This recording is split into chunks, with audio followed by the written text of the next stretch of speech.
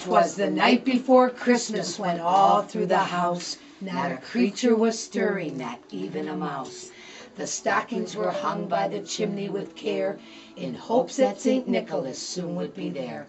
The children were nestled all snug in their beds, while visions of sugar plums danced in their heads.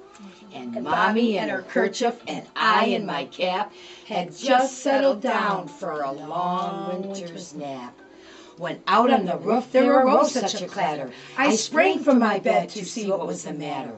Away to the window I flew like a flash, I tore open the shutters and threw up the sash.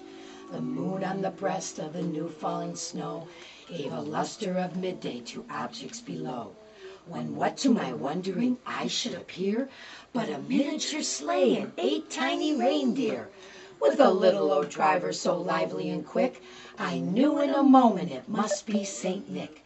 More rapids than eagles the courses they came, and he whistled and shouted and called them by name.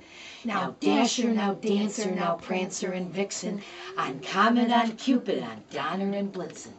To the top of the porch, to the top of the wall, now dash away, dash away, dash away all. As the dry leaves before the wild hurricanes fly, when they meet with an obstacle mount to the sky.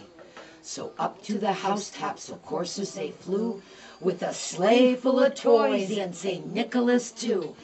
And then in a twinkling I heard on the roof the prancing and pawing of each tiny hoof. As I drew in my head and was turning around, down the chimney St. Nicholas came with a bound. He was dressed all in fur, from his head to his foot, and his clothes were all tarnished with ashes and soot. A bundle of toys he had flung on his back, and he looked like a peddler just opening his sack.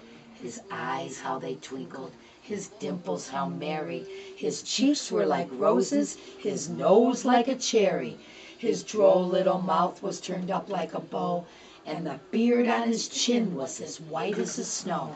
A stump of a pipe he held tight in his teeth, and the smoke, it encircled his head like a wreath. He had a broad face and a little round belly that shook when he laughed like a bowl full of jelly. He was chubby and plump, a right jolly old elf, and I laughed when I saw him in spite of myself.